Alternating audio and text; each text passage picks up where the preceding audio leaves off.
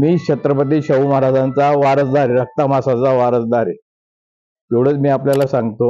आणि तो वारसदार या नात्याने मी तर जनतेला आव्हान करतो, कोल्हापूर जिल्ह्यातील जनतेला आव्हान करतो की संजय मंडलिक साहेबांना आणि दुसरे जे आमचे हातकणंगल्याचे उमेदवार आहे माने साहेब, या दोघांना आपण मतदान करा अशी मी विनंती करतो. आणि गादीचा मान वगैरे आपल्याला सर्वांना इतिहास माहीत असेल. 1962 साली कोल्हापूरला जे दत्तक घेण्याचं प्रकरण गाजले, त्या प्रकरणामध्ये ज्यांना दत्तक म्हणून कोल्हापूर शहरामध्ये दत्तक घेता नाही आलं, कोल्हापूर जिल्ह्यामध्ये कुठं दत्तक घेण्यासाठी यांची जागा राहिली नव्हती, त्यांचा गादीचा मान हा विषय येत नाही. छत्रपती राजाराम महाराजांचे किंवा छत्रपती शहाजी महाराजांचे ते वारस होऊ शकत नाही.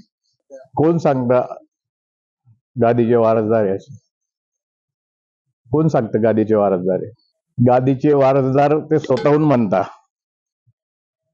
जनता ठरवेल की गादीचे खरे वारसदार कोण आहे. मी खरा वारसदार म्हणून मी काही संपत्तीचा वारसदार नाही. मी शाहू महाराजांच्या विचाराचा वारसदार आहे. त्यासाठी मी इथं जनतेला आव्हान करण्यासाठी आलेलो आहे.